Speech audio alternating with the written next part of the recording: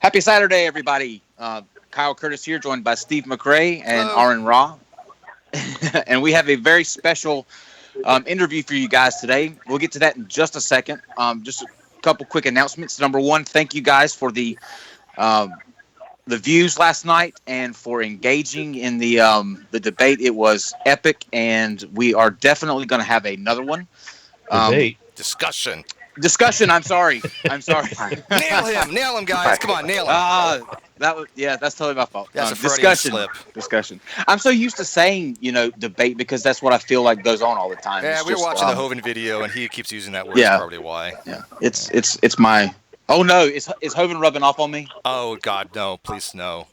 I'll disown you.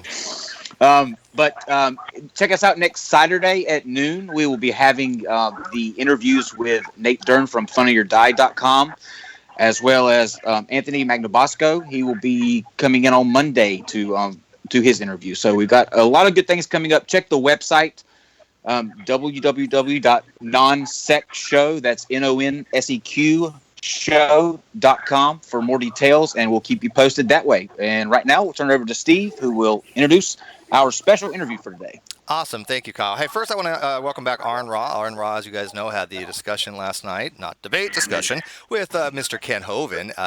That was watched by about 700 people live. We've had about 5,000 people have watched the video since then, and I expect that to probably be 10 times that by the end of the month. So I want to thank him to come back. He wants to talk a little bit with our special guest, Mad Mike Hughes. He's a.k.a. Rocket Man. That's what we're going to be referring to him. He's supposedly a flat earther that's not actually too far from me. He's up in, I believe, near Yucca Valley, Amboy area, and he'll be launching himself, I believe, 1,800 meters into the air. I think his second time he's doing this on a rocket he's built himself. He's kind of a self-taught rocketeer of sorts, but let him describe what's going to be going on with his event. Mike, are you there?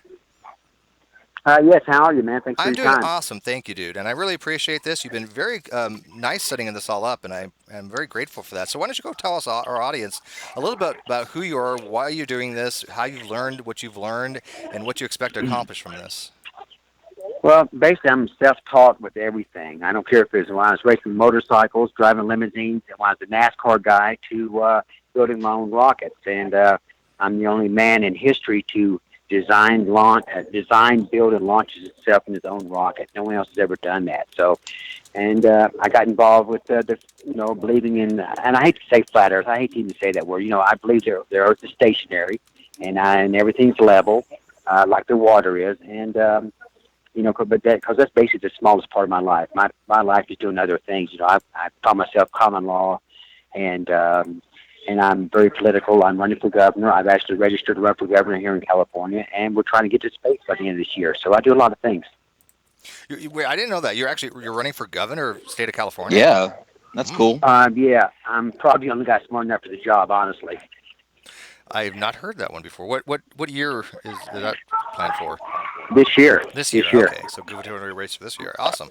Well, we actually have Aron here. Aron was running for state senate in Texas. Well, you guys have something in common. Make some pointers. So, Aron, you want to jump on in here and kind of ask him what the kind of questions you were going to ask him? Yeah, I had my first question was you said it was going to be 1,800 feet or 1,800 meters, and I had read somewhere else that it was 1,800 feet. What altitude is this rocket supposed to go to?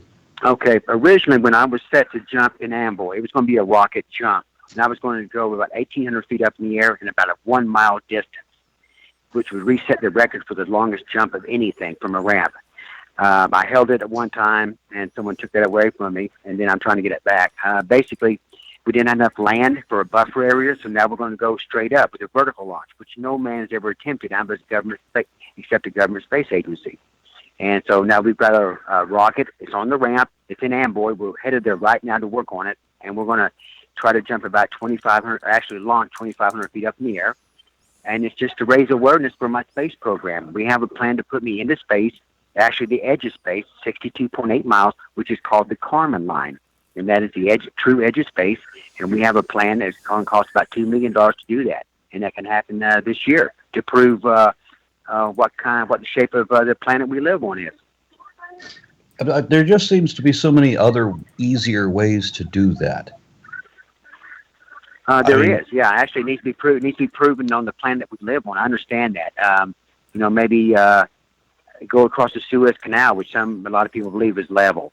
There's a lot of ways to do that. The problem is most people base their belief system on what we were taught in grade school before we would even attempt to critically think about anything. So all the stuff is engraved in our mind, the government, the shape of this planet, and everything else. And myself, I look into basically everything. And then several years ago, I just decided everything that I was taught was a lie. Everything, all the wars, everything. Why would they? I've always wondered why the lie about the flat Earth. Like that just seems like it wouldn't, make a difference one way or the other. But why do you think that they covered up the fact that the Earth is flat? What would that do? Okay, let me ask you this question: why would they cover up who actually started 9/11?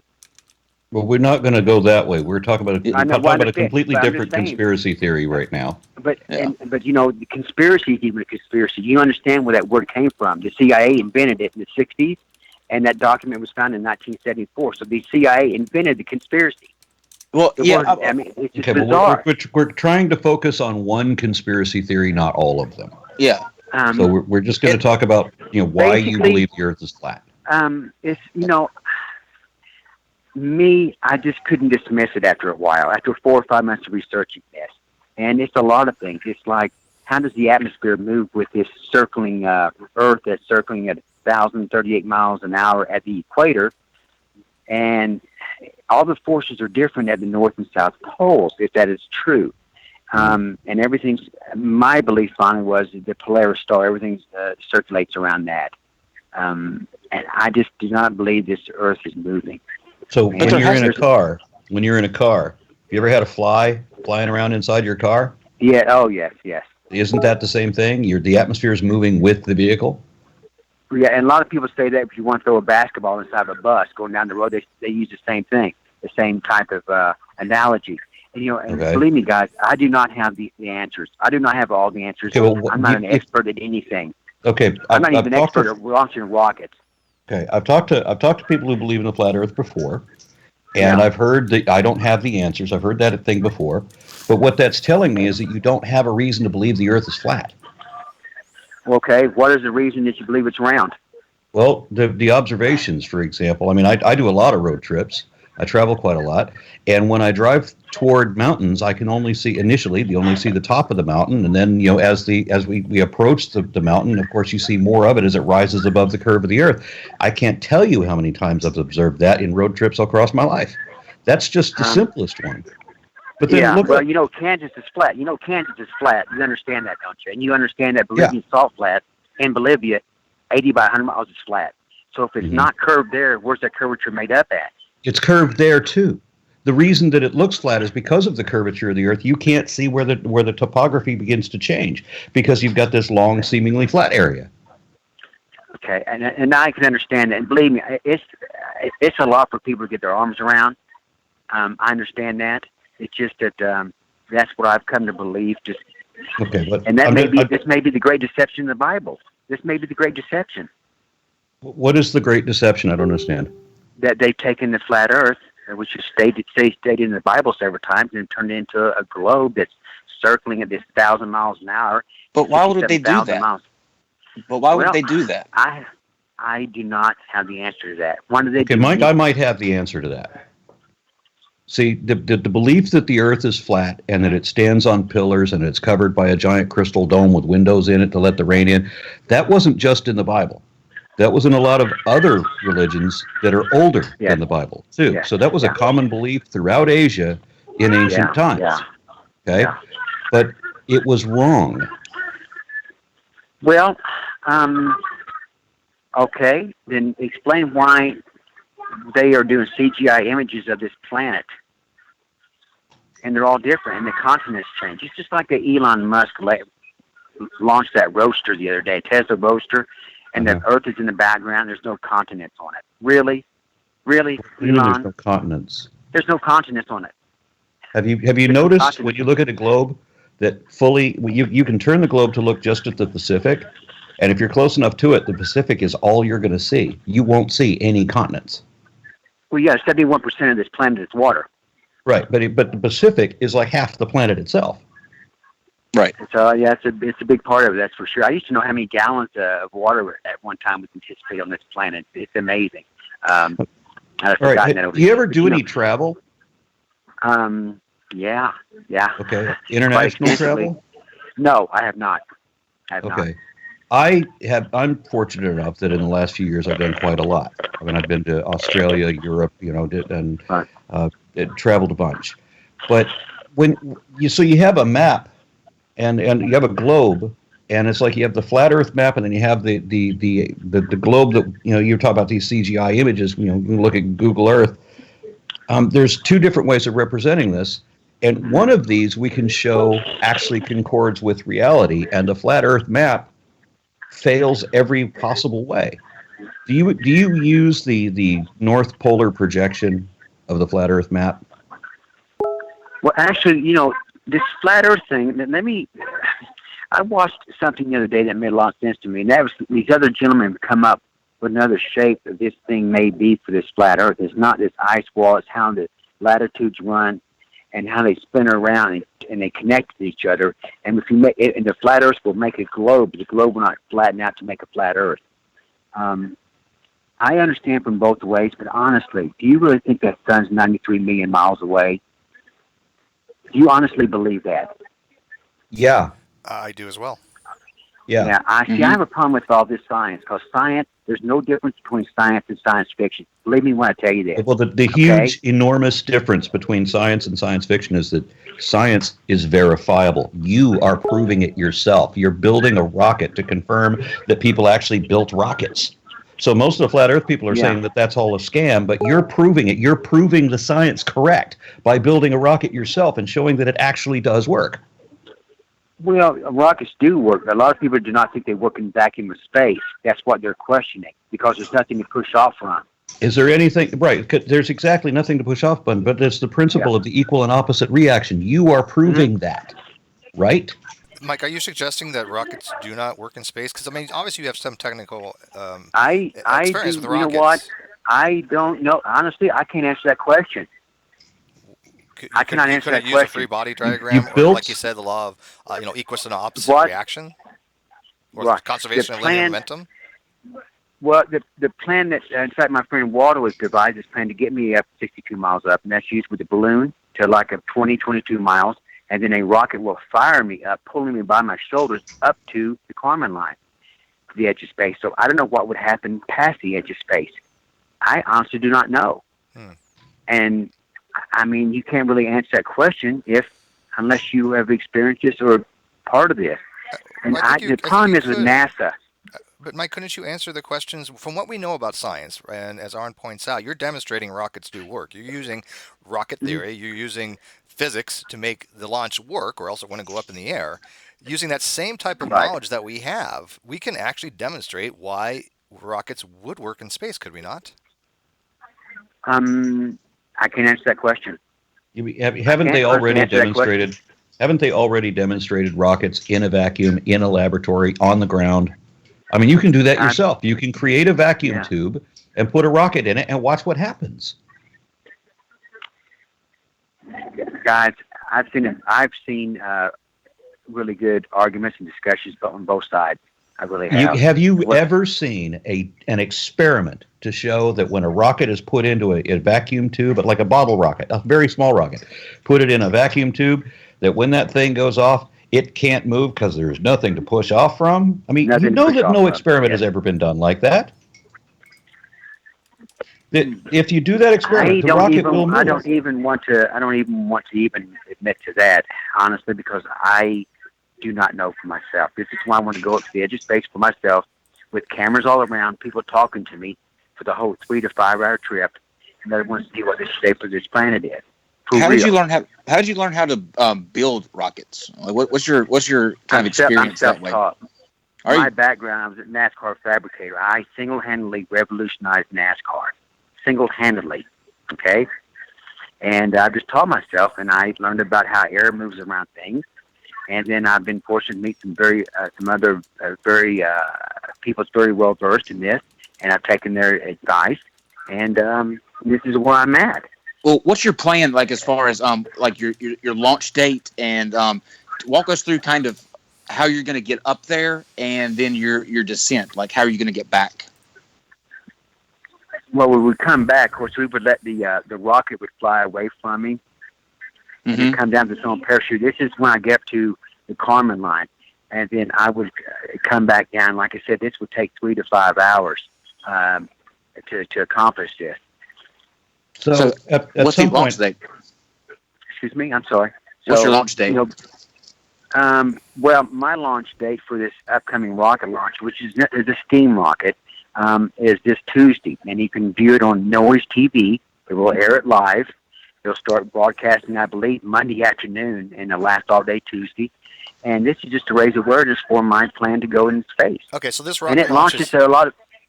Yeah, and this is not to prove nothing. Okay, and okay. see, Washington Post is the one that screwed this up. And Washington Post, I wouldn't read that newspaper. It's the last newspaper on the planet.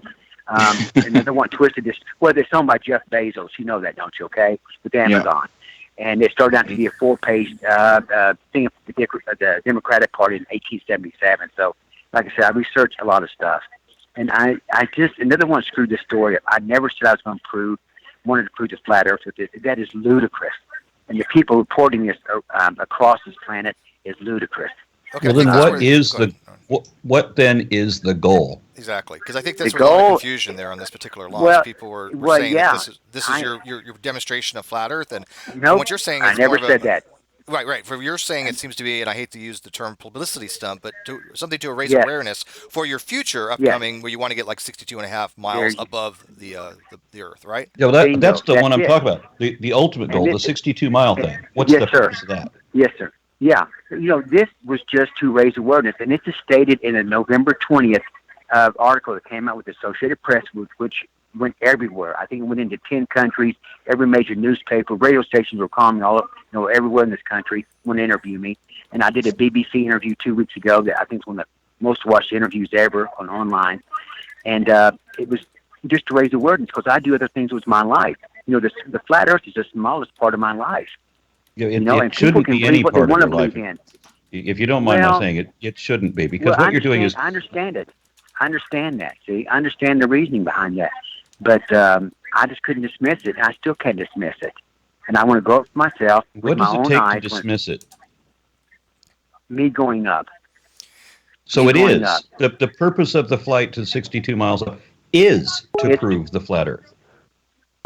Well, yes, that's what it would be for. Or to disprove it. I mean, are you willing to say if you did do that, going up to 62.5 miles on the Kármán line, and you saw a curve, would you note it to people? Would you tell everybody? Yes, I would. Okay. I had no agenda except to be free and just free other people from all this government intervention. That's the only So- agenda I have. Once that happens, right? And so Yes. you get up there and you see the curvature of the Earth. Let's say you bring a what is it? A GoPro. No, Yeah. you can't use GoPro. Why? It would be cameras all around this thing. There'll be cameras on me, and people will be talking to me on the way up and on the way back. This will be the most historic event in mankind history. Really, landing on the moon is second to you. That never happened. It can't Okay. happen. We can't So, do it. all right. So when you get up there and you see the curvature of the Earth, then you'll realize that other people have already been higher than you. Oh yeah, I guess the space shuttle's been up to something like 360 something, 370. And you'll realize that once you realize that the Earth is curved, and that rockets can go to space, and that people can go to space, and that people with more money than you have gone higher than you, then they've also gone to the moon. No, I cannot. I would never. I cannot make myself believe they would ever go to the moon. Because Why? They can't. Why? Because they can't go today. Well, they can, and they're doing it again, but why can't they? No, who's doing it? Who's doing it right now? China Who's doing it has right now? plans. Yep, they're scheduling China's another moon trying to trip. do it. Yeah, well, let's see that one. Let's see Okay, the we one with the already camera saw on the that moon. one a few times, but I'm still asking the same question. Why do you say they can't do it? Well, this is a lot longer discussion than what we have for today. I just called in because of my upcoming launch, and if people want to view this on Noise TV, and we're still launching a man and a rocket, and it's built in a garage, and it's being launched from the back of a motorhome. I mean, this is, Oh, it's a I think, it's probably technological feat. Absolutely, and I wish you the And ultimate safety. newsworthy. It's very newsworthy, and and please be newsworthy. safe on it. Yeah. I mean, I know the problems you had earlier. I know you had some actuator problems, and I know that you had to sit on Oh, that yes. rocket for how long before they took you off? That was scary. Yeah, so That I was mean, scary. please, but we don't want to see you get hurt. We don't want to see anybody have to Yeah. die for a cause, right? So please make sure that you are doing this safely, and it's not Yeah. just Yeah. for an exhibition or not just for raising awareness or whatever. It is safety first because we have a huge concern about your own well-being for this. Are you nervous? Yeah. Yeah. I'm Well, nervous yeah, for him, and I'm not even riding the rocket. yeah. Well, yeah, you should be. My heart rate before I got on the rocket last time, I think, was 142/80. So I was relatively calm, which surprised the EMT. They want to check on my vitals before I got in the rocket. So, yeah, it's a tough thing to make you do that. But to me, it's important. We want people to believe that great things can be done again and achieved by people You mean like with their going to the own moon? hands. Going anywhere. I mean, Okay, so making you an want people ultimate to electric believe car. you want people that can do great things like going to the moon? Well, what I like, what was about going to the moon, and I want to explain this to people, okay? And then I've got to go after this because I got a Absolutely, lot to go do in ahead. the next 2 days. Sure. That is, in the late 60s, everyone in this country thought anything was possible, okay? We were going to the moon. We had Woodstock. We had the arts were exploding. Everything was exploding. Music was changing. We had cool cars. We had cool movies coming out, okay? And then people thought great things could happen. I want people to think that again. I want people to have that feeling again, and we don't. Well, I We certainly don't. applaud that. I As share do I. that enthusiasm entirely. Yeah, We all do. agreed. Yeah. That's a good Yeah. note to I want. Yeah. Yeah.